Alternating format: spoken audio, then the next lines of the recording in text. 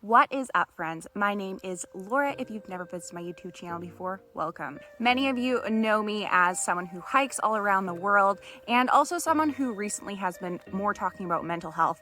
I'm someone who I absolutely love nature and find hiking one of the most therapeutic things that I can do possible. I'll link any of the videos that I've talked about that below, but today, as you can see, I'm in nature. It's so beautiful. I'm actually over here in Canada. In today's video, I will be coming to you from nature. I know you'll probably hear some background noise of some beautiful birds. And today I'm going to be talking about how your brain works in nature. I did a little bit of research and wrote down a few things before coming on this hike today, and also just kind of thought about my own brain and how that relates to mental health. So this process started when I actually was seeing my therapist. I'll be open about that. And they were trying to get me to bring me to kind of my happy place. And really all I could think about was either kind of having openness and being in nature and but like still seeing a lot of beauty, or kind of being on a summit and just feeling very achieved and looking down. Regardless of either of those things, both were in nature.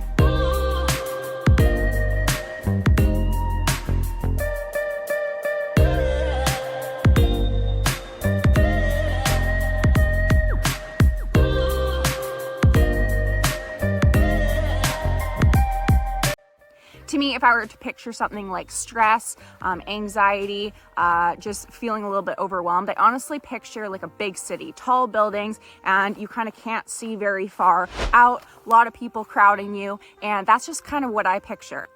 When you think about kind of why someone might have a plant on their desk, why people kind of do things that might portray nature, when they have a background on their computer while they're working of nature. These are all things because that makes them feel more at peace. When I was thinking about this topic, one of the things that calms my anxiety is a grounding exercise. And one of the things that you can do is just focus on one thing at a time. So whether that's an object, a smell, a feel, a texture, something like that. And that's one of the best things that I've ever done for my anxiety. Of course, besides being outside if I can't be outside at that time. So when I was looking up some studies about it, it did say that one of the reasons people like being in nature is because they're focusing on one thing, and that would be nature. They're probably not thinking about work, or they're not thinking about, going from this to that to that to that. And so it's a form of grounding. It also talked about your brain can get kind of mentally fatigued. And so when you're focusing on so many things at once, that ends up creating this fatigue within your brain. When you're out in a beautiful place like this in nature, especially with these fall colors all around you, that will actually just allow you to concentrate on one thing, whether that even is just the leaves, the trail, the hard trail in front of you, maybe a waterfall, all those things, but those all have to do with nature. Your brain is not going to get so mentally exhausted. And that's one of the reasons why I think I actually do love nature.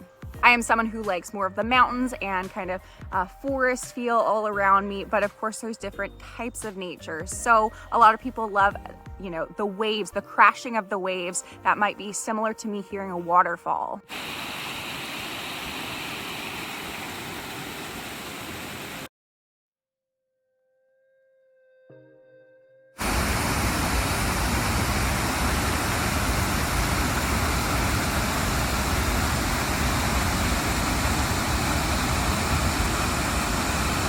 So those people love being at the ocean. That's still nature, and that still ends up being their happy place. I would love to hear what your happy place is in nature, if it's in the ocean or similar to me, more up in the mountains. Comment that below. Another somewhat theory that made sense to me why people like nature is that technically that's where our ancestors came from. They also had to find food, they had to find water in nature. So to us, that's just naturally where we're going to want to be, which honestly made a lot of sense to me for that.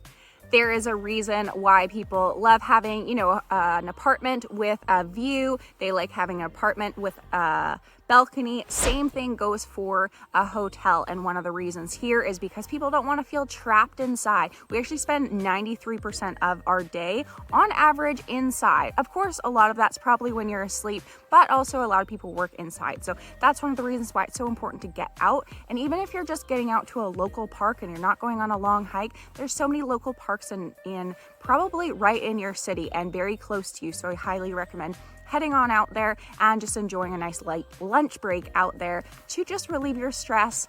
And like I keep saying, be in nature. Two final research studies that I did find very interesting. One is 98% of people love being in nature. I think that makes me happy because it just means so many people, hopefully it's helping their mental health like me, it's helping relieve anxiety, and it just is getting them outdoors. Right now, of course, in the world, there is a pandemic going on, and not only are most hiking trails completely free, but it just allows you to actually get outside. I know with things with like anxiety, if you are kind of just cooped up and it ends up being like the opposite. You don't feel like being in nature, but guess what? I'm sure almost everyone out there will say once they're actually out there, it will make them feel so much better. So like I said, even if you're just going for a quick walk, a quick time in the park, grab a book, head on down there for even 15 minutes, it'll make you feel a lot better. The final thing that's kind of crazy is if you are just cooped up in your office all day and you just cannot seem to get out, maybe there's crazy traffic and you're just like, I just can't deal with the traffic right now, I'd even rather stay in here or anything like that.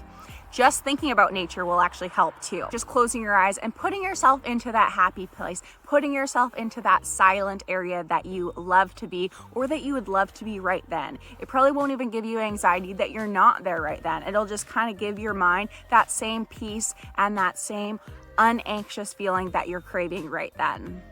As I said before, the reasons for me loving nature are it gets me outside, it gets me having exercise. I love kind of seeing different animals. I love seeing beautiful trees. I just love seeing different kind of terrain all around the world, which is one of my main reasons for hiking too. I would say about 90% at least of the hikes that I do around the world are actually completely by myself.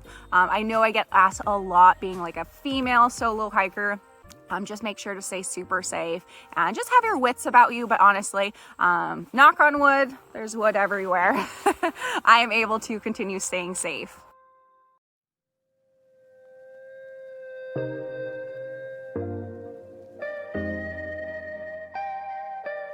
Final point that I'll make when I'm talking about being a female solo hiker is you don't end up actually chatting with someone, of course, that you're hiking with. So it ends up having you and your own thoughts, which I think a lot of people, they think, well, I'm going to end up overthinking something. All I'm going to do is think about work, X, Y, and Z. For me, it actually is just like a therapy. It either allows me to think about absolutely nothing, just looking around me, or just is actually allowing me to think about like happy thoughts. And I end up giving myself a lot of like positive self reassurance that I'm looking for or anything like that. If you do find yourself going to more of a negative place, just give yourself a quick and make sure that you snap out of that and get back into kind of just focusing on where you're at.